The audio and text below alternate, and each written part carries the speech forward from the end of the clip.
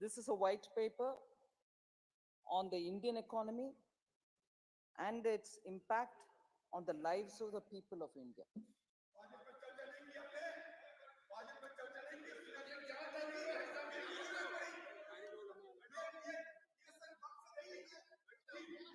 Sir, sir, माननीय मंत्री जी, white paper has been laid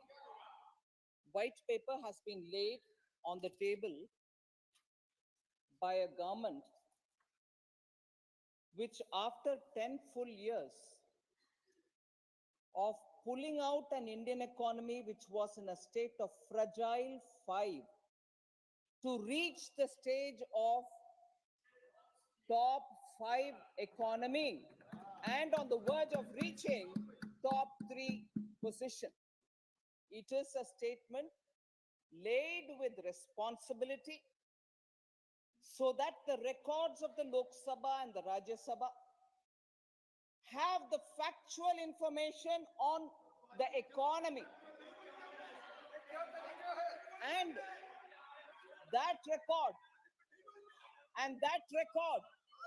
shall be a record for our posterity, for our future, for entire India's youth, so that they know what effort it took for a prime minister with a vision to restore India to its glory.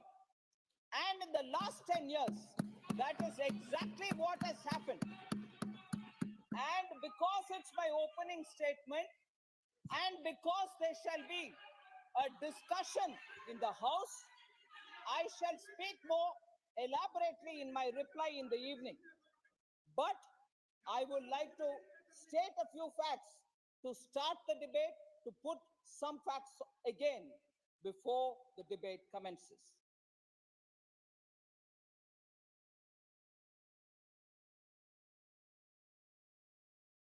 Sir, in the past 2 decades, so happens that it is the first 2 decades of this millennium. And there are strange coincidences. Strange coincidences which are, they're stark stories of how, when you have a crisis, and how a government with a feeling of the nation will have to pull the economy up in spite of it getting affected by such a stark, very difficult, challenging crisis. 10 years of one government with some crisis and 10 years of a different government with a different crisis. The comparison shown in this white paper clearly says how, if the government handles it with true sincerity, transparency, and putting the nation first, the results are there for everybody to see. Equally, when you don't put the nation first, when you put your first family first, and when you have other consideration than transparency, the results are out there for you to see. When the results are out there for you to see. So, what happened after 2008, when there was a global financial crisis, and what happened post the COVID, shows clearly that if the intent of the government is sincere, if niyat और नियम दोनों सही है तो अच्छा result मिलेगा.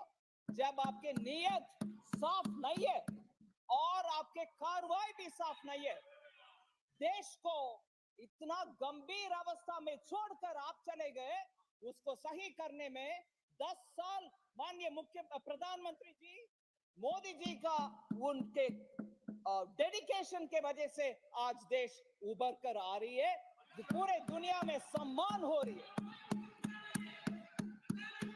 Sir, just take दो examples लेना चाहिए, 2 उदाहरण लेना चाहिए. एक मैंने सीरियस उदाहरण ले रही हूं, global crisis, global financial crisis 2008 के बाद इकोनॉमी कोविड जैसे उतना, with the benefit of hindsight, I confess, with the benefit of hindsight, Covid जैसे इतना भयंकर गंभीर क्राइसिस ना था वो global financial crisis. It wasn't as serious as COVID. But still, I would want to say, but still, sir, but still, I want to say that it was a crisis and a government should have handled it with sincerity, transparency. They started something, they ended up in something else. I want to believe, sir, this kind of a running commentary doesn't help anybody. If they have the courage that they've done a good work, they should listen and confront.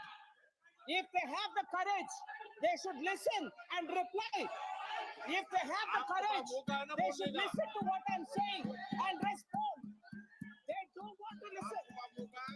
They don't want to listen.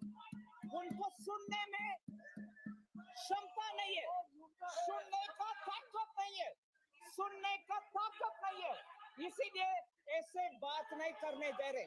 फिर भी मैं छोड़ूंगी नहीं, मैं बात करूंगी.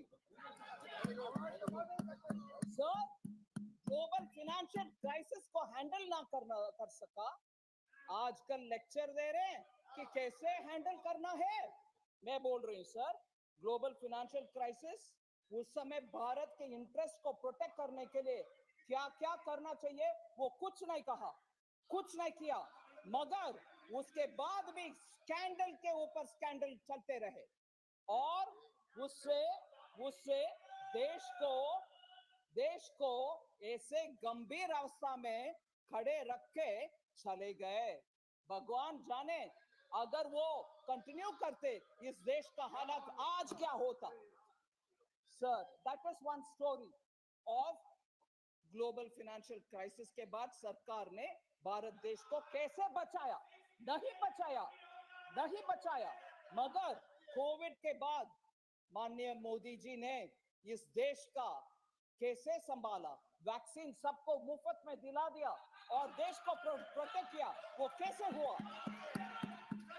और sir, ये serious document है सर, मैं दोबारा बोल रही हूं, मैं इसको री-एम्फसाइज कर रही हूं, ये सीरियस डॉक्यूमेंट है, इसमें सीरियस विषय है, इसको गंभीरता से ले. मुझे मेरा आवाज बंद करने के लिए कोशिश करेंगे वो तो नकारा फेल हो जाएंगे ही, मगर इस सच्चाई को सामना करना उस पार्टी के लिए जरूरत है. Global financial crisis versus Covid मैंने बोल दिया, डिटेल में भी बोलूंगी शाम को, मगर एक दूसरा एग्जांपल लीजिए. इस देश में 12 दिन का दिल्ली में ही होने वाले कॉमनवेल्थ गेम्स का हालात क्या हुआ जी, पूरे दुनिया जानता, पूरा दुनिया देखा.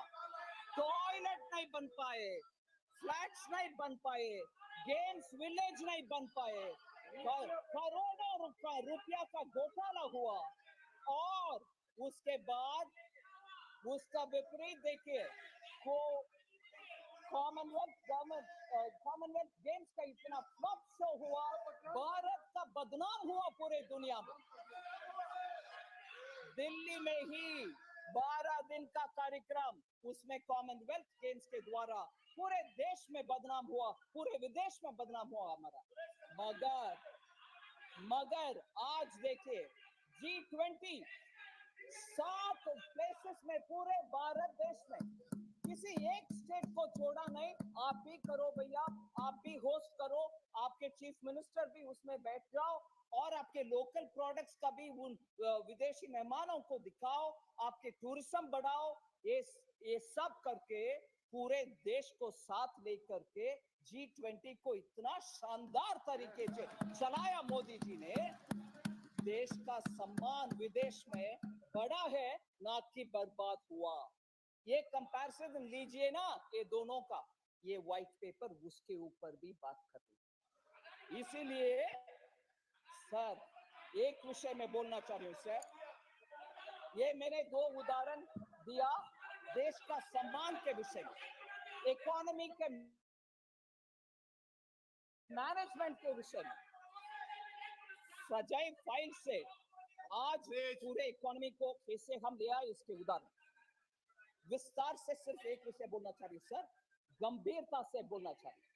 उदाहरण लीजिए कोल स्कैम, उदाहरण लीजिए कोल स्कैम। मैं 3 हिस्से में इसका आंसर देने वाली सामने रख रही। कोल स्कैम का पूरे डायग्नोसिस आप समझना चाहिए, उसका करेक्टिव मेजर्स कितना होना चाहिए उसके ऊपर बात करें, और उसका नतीजा क्या हुआ वो भी मैं बोलना चाहता हूं। सर, यूपीए गवर्नमेंट ने कोल स्कैम के द्वारा भारत देश का भयंकर नुकसान किया, भयंकर नुकसान, आमतौर का नुकसान नहीं है, हल्का फुल्का नहीं। इसको सुप्रीम कोर्ट ने उनके स्टेटमेंट में ये कहा, allocation method itself was wrongly set up, illegal backdoor route के द्वारा हुआ है, और I'm quoting now, the hands of private companies for commercial use was seen in it. Commercial use unquote, क्योंकि पीछे के दरवाजे से प्राइवेट कंपनीज को बेनिफिट दिलाने के लिए, और मैं इसमें सुप्रीम कोर्ट के विषय में मैं इसमें जोड़ रही, मीडिया के रिपोर्ट के मुताबिक जोड़ रही, उसमें गुटखा कंपनी को, गुटखा तैयार करने वाले को भी कोल माइनिंग में इन्होंने लाइसेंस दिलवाए। इतना गंभीर काम किया है। और सीएजी के रिपोर्ट में सर, सीएजी के रिपोर्ट में ये बोला गया कोल स्कैम के ऊपर 1.86 लाख करोड़ का भारत के लिए नुकसान पहुंचाया। 1.86 लाख करोड़ का नुकसान इनके कोल स्कैम के वजह से भारत देश ने भुगतना पड़ा। फिर सर, सुप्रीम कोर्ट उस सिचुएशन को इतना गंभीरता से लेकर के 214 कोल ब्लॉक्स का लाइसेंस को रद्द करवाया, पूरे रद्द करवाया, रद्द कर दिया। सिस्टम हो गया, बंद हो गए, सफाई हो गया। मगर उससे क्या हुआ देश का, उसका देश के लिए क्या हुआ, उसका असर देश के लिए कितना हुआ? आज उसके असेसमेंट देख लीजिए सर, जॉब लॉस हुआ, इन्वेस्टमेंट नहीं आया इस देश में, उसके कारण एंसिलरी इंडस्ट्रीज जो एमएसएमई, छोटे उद्योग, लघु उद्योग, वो पूरे ठप पड़ा। फिर इलेक्ट्रिसिटी प्रोड्यूस करने के लिए कोयला इंपोर्ट करना पड़ा। देश भरपूर है कोल, देश में भरपूर है कोल, फिर भी इंपोर्ट। और आपको भी याद होगा माननीय स्पीकर सर, आपको भी याद होगा स्पीकर सर, उस जमाने के पत्रकार लोग कितने लिखते थे, थर्मल कोल प्लांट में 3 दिन का स्टॉक है कोल, 4 दिन, 4th डे कोल नहीं है, कैसे प्रोड्यूस करेंगे? तब तक आएगा स्टॉक, नहीं आएगा। ऐसे टेंशन में पावर प्लांट्स चलते थे उस जमाने में। स्टॉक नहीं है, कोल नहीं आ रहा, बंद हो गया 214 कोल ब्लॉक्स का लाइसेंस, कैसे चलाएंगे देश? और उसका नतीजा देख लीजिए, loss in revenue for coal producing states. आज मगरमच्छी का आंसू, क्रोकोडाइल टीयर्स चला रहे हैं। कोल प्रोड्यूसिंग स्टेट्स कहां है सर?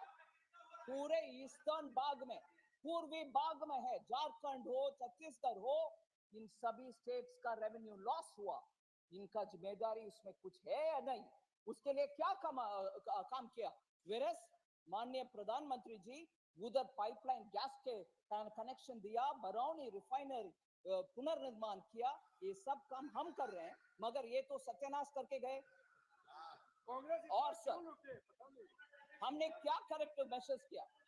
हमारे करेक्टिव मेजर्स क्या है? ट्रांसपेरेंट तरीके से हम क्या कर रहे हैं? Coal mine special provision act pass करवाया 2015 में। एमएमडीआर अमेंडमेंट एक्ट 2015 में डिस्ट्रिक्ट मिनरल फंड भी एस्टैब्लिश हुआ और 100% एफडीआई ओपन करके इन्वेस्टमेंट ऑटोमेटिक रूट में आने के लिए अब हर फैसिलिटेशन किया, जिससे इन्वेस्टमेंट आ रही है। फिर सर कमर्शियल कोल माइनिंग, क्योंकि भारत देश आत्मनिर्भर रहना है, इसीलिए कोल माइनिंग कमर्शियली करने के लिए ओपन पॉलिसी के द्वारा करवाया और 9 ट्रांचेस सर, 9 ट्रांचेस उस पॉलिसी के तहत ऑक्शन में 2020 से 9 ट्रांचेस 9 बार ऑक्शन में कोल ब्लॉक्स का अलोकेशन हुआ, ना कि पीछे के दरवाजे से मेरा भाई, मेरा भतीजा, मेरा बहन, मेरा फैलना को नहीं दिया। सर आज ये हमको क्रोनी कैपिटलिज्म पे ज्ञान देते हैं, क्रोनी कैपिटलिज्म के ऊपर ये ज्ञान देते हैं। हमें ये भी सोचना चाहिए सर, आपने कोयला को राख बनाया, जो कोयला भारत देश में है उसको राख बनाया। हमने अपने नीतियों के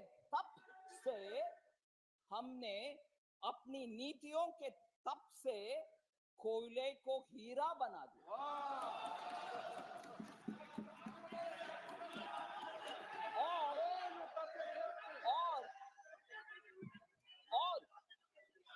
और आज वही हीरा, आज सर वो सुनना चाहिए सर, थोड़ा सुनना चाहिए। सुनिए, मैं इंग्लिश में भी बोल रही हूँ, हिंदी में भी बोल रही हूँ। सुनिए, वो आपको अच्छा होगा। सुनिए, मेरा हिंदी भी एंटरटेनिंग है, थोड़ा सुनो। मेरा हिंदी भी थोड़ा एंटरटेनिंग है, हल्का सा ब्रेक भी लो। सर आज वही हीरा जो कोयला से, हमारे तप से वही हीरा जो हुआ है कोयला से, आज वही हीरा खनिज क्षेत्र में डिस्ट्रिक्ट मिनरल फाउंडेशन के रूप में अपनी चमक फैला रहा है। डिस्ट्रिक्ट मिनरल फंड का कहानी मैं बोलने वाली हूँ सर। डिस्ट्रिक्ट मिनरल फंड जो हमारे कानून से एस्टैब्लिश हुआ और पहले कोई सोचा नहीं था उसके ऊपर। डिस्ट्रिक्ट मिनरल फंड से 84,900 करोड़ कलेक्शन हुआ है सभी स्टेट्स में, केंद्र सरकार का नहीं, सभी स्टेट्स में। डिस्ट्रिक्ट में रहता है वो, और उसके कारण बहुत सारे एस्पिरेशनल डिस्ट्रिक्ट्स भी और ब्लॉक्स भी उसके कारण आज बेहतरी और बेटर टाइम्स देख रहे हैं। डिस्ट्रिक्ट मिनरल फंड का कलेक्शन का जानकारी मैं देना चाहती हूँ सर, क्योंकि हमारे सरकार के द्वारा हुआ है वो पब्लिक के लिए हुआ, आम जनता के लिए हुआ, आदिवासी वनवासी क्षेत्र में हुआ, उस जनता को उससे फायदा हो रही है, इसीलिए मैं बोल रही हूँ। छत्तीसगढ़ में 12,000 crore DMF district mineral fund का कलेक्शन हुआ है। झारखंड में 11,600 करोड़ का कलेक्शन हुआ। कर्नाटका में जहां पैसा नहीं जाता है हमारे यहां से, कर्नाटका में, राजस्थान में 8,730 करोड़ का कलेक्शन हुआ है, और मेघालय जैसे नॉर्थ ईस्टर्न स्टेट में 90 करोड़ का कलेक्शन भी हुआ है।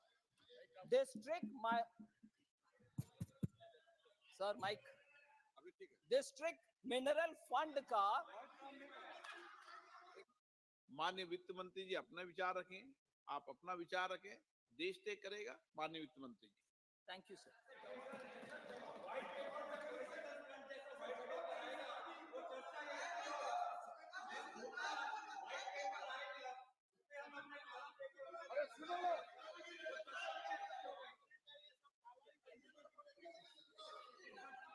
सर ये डिस्ट्रिक्ट मिनरल फंड का सर एक तो मैं एक विषय जरूर बोल सकती हूँ सर, व्हाइट पेपर नहीं, एक विषय बोल सकती हूँ। कभी भी कांग्रेस विपक्ष में जब बैठे हैं, प्रश्न 1000 उठाते हैं, हम क्षमता से सब्र रख के सुनते हैं, मगर जब हम खड़े होते हैं जवाब देने के लिए, वो या तो भाग लेते हैं वॉकआउट करके, नहीं तो इधर बैठ करके हल्ला करते हैं. They don't have the courtesy to hear replies. I challenge them. If they have the courage, let them sit down here and reply me.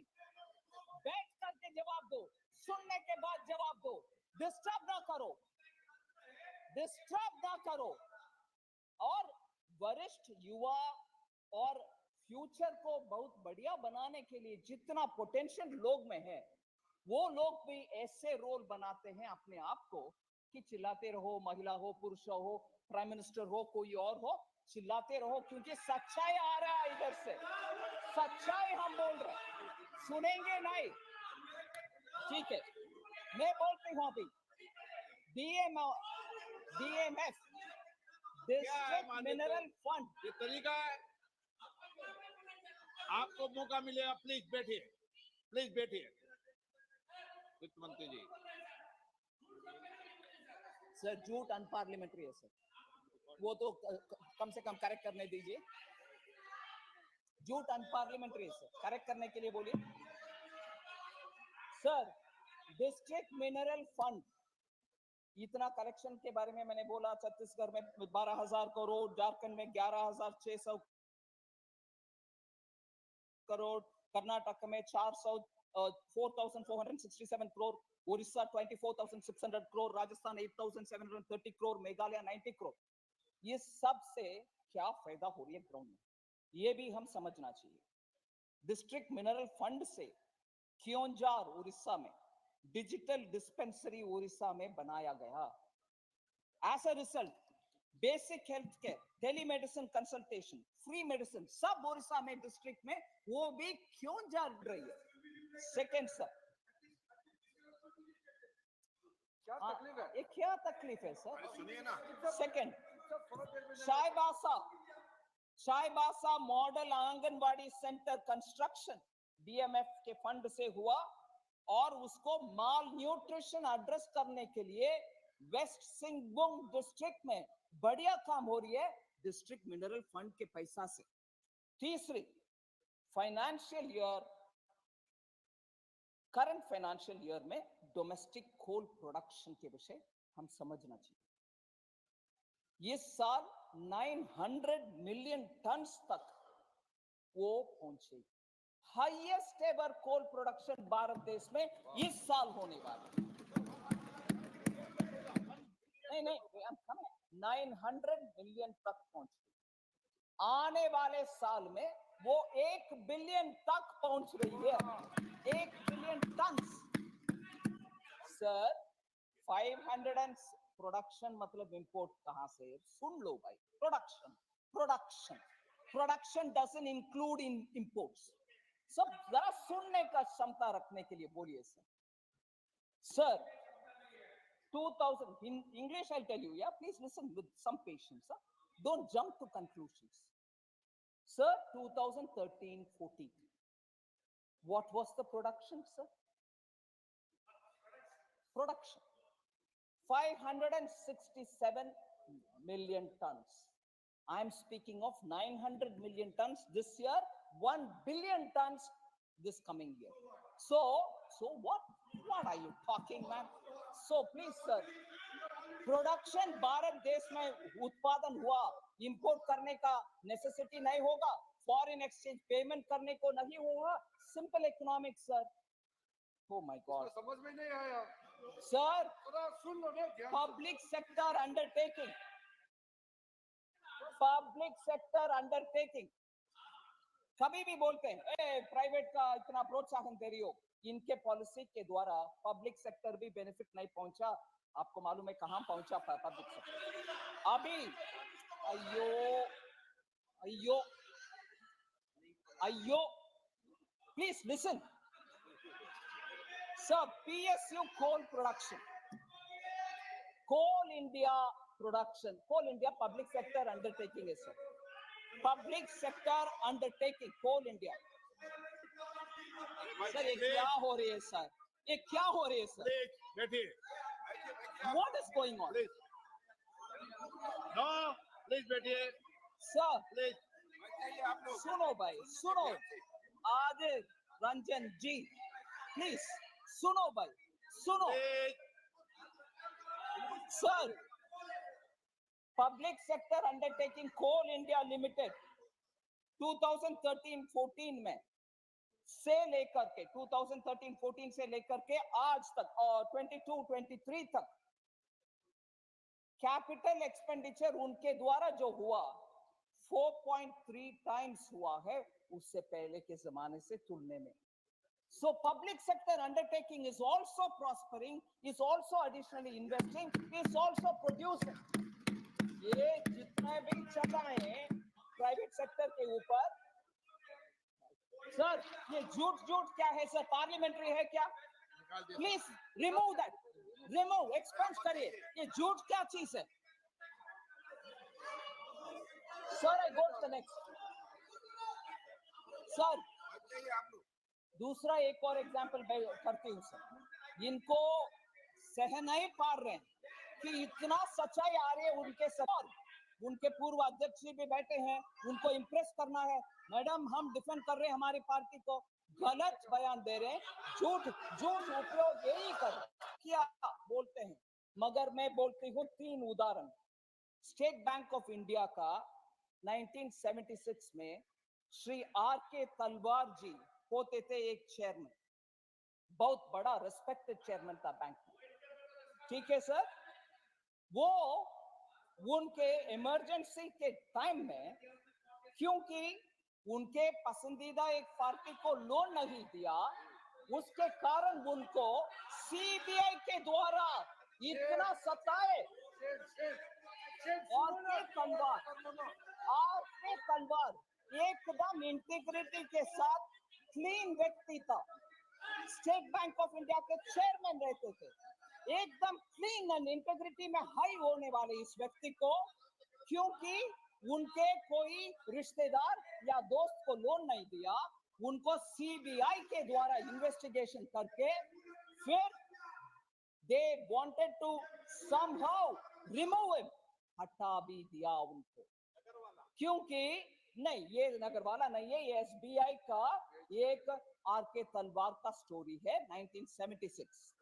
उससे पहले 1950 का स्टोरी लीजिए, मुंद्रा स्कैम. उसमें हरिदास मुंद्रा जी एक कलकत्ता बेस्ड इंडस्ट्रियलिस्ट थे. उसको उनके कंपनी में एलआईसी के द्वारा लोन, एलआईसी के द्वारा इन्वेस्टमेंट करने के लिए था. I am coming, madam. I will come to speak on the white paper. Of course, I will do. ठीक है सर. एलआईसी इन्वेस्टमेंट कमेटी को इन्फ्लुएंस करके तब के 1950 में 1.26 करोड़ शेयर्स वो डूबने वाले कंपनी में एलआईसी के पैसा 1.26 करोड़ डलवा दिया. उसके कारण जब वो स्कैम बाहर आया, उस समय के फाइनेंस मिनिस्टर को बलि का बकरा बना करके हटा दिया. टी कृष्णमाचारी जी को बलि का बकरा हुआ वो फाइनेंस मिनिस्टर. ठीक है जी. और ये चरित्र हम मन में रखना चाहिए. ये चरित्र कांग्रेस पार्टी का हम मन में रखना चाहिए. फिर मैं बोल रही हूं सर, 2004 से लेकर 14 तक फोन बैंकिंग जो व्हाइट पेपर में भाग है उसमें अंग है. ये बाकी सब नहीं है व्हाइट पेपर के ऊपर बात करने के लिए. सिफारिशों के सौगात से ही एनपीए संकट शुरू हुआ. एनपीए के संकट उससे ही शुरू हुआ.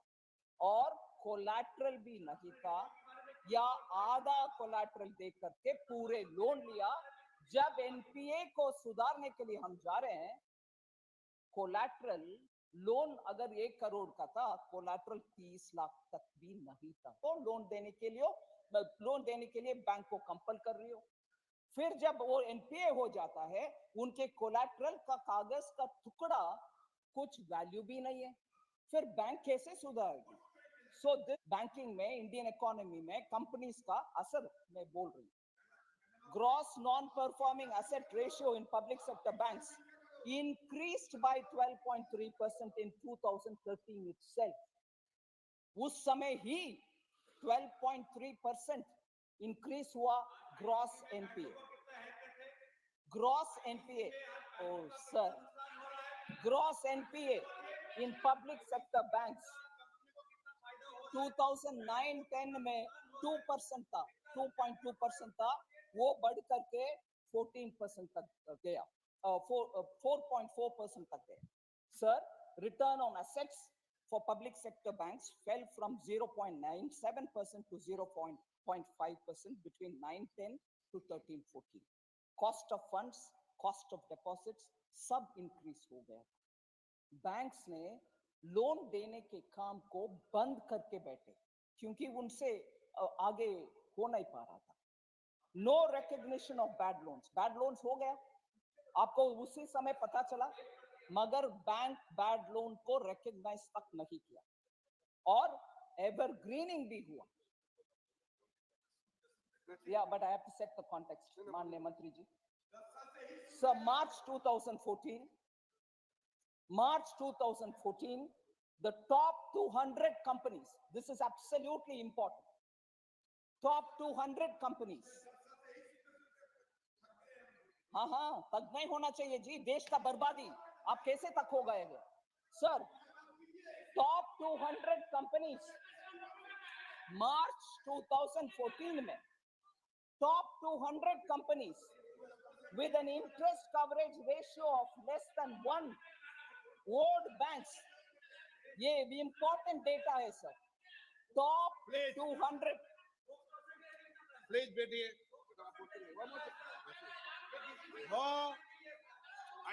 top 200 companies, ये तरीका ठीक नहीं है।